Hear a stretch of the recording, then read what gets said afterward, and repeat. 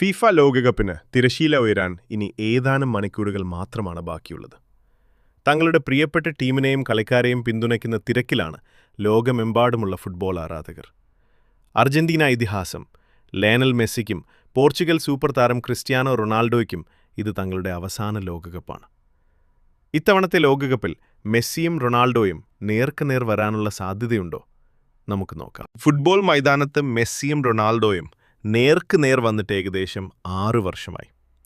2020 camp നൗവിൽ നടന്ന UEFA champions league മത്സരത്തിലാണ് ആരാധകർക്ക് ഇരുവരെയും ഒന്നിച്ച് മൈതാനത്ത് കാണാൻ സാധിച്ചത്.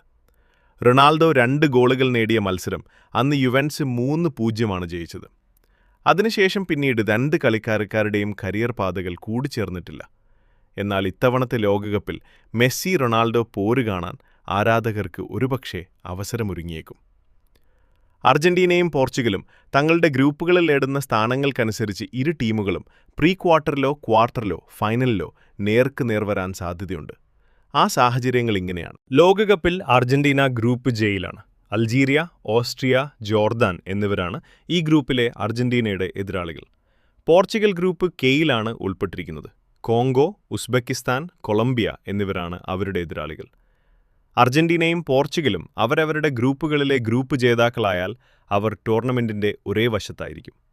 ഇരുവരും റൗണ്ട് ഓഫ് 32 പ്രീ ക്വാർട്ടർ മത്സരങ്ങളിൽ വിജയിച്ചാൽ ടൂർണമെന്റിന്റെ ക്വാർട്ടർ ഫൈനലിൽ അർജന്റീന പോർച്ചുഗൽ മത്സരത്തിന് കളമൊരുങ്ങും. ഇനി അർജന്റീനയും പോർച്ചുഗലും അവരവരുടെ ഗ്രൂപ്പുകളിലെ റണ്ണറപ്പുകളായാൽ ഇരുവരും ക്വാർട്ടറിൽ നേർക്കുനേർ വരാൻ സാധ്യതയില്ല. എന്നാൽ പ്രീ ക്വാർട്ടറിൽ ഇരുവരും നേർക്കുനേർ വരും. ഗ്രൂപ്പിലെ ഇരുവരുടെയും എതിരാളികളെ കണക്കിലെടുക്കുമ്പോൾ ഇത്തരമൊരു സാഹചര്യം വരാൻ സാധ്യതയില്ല.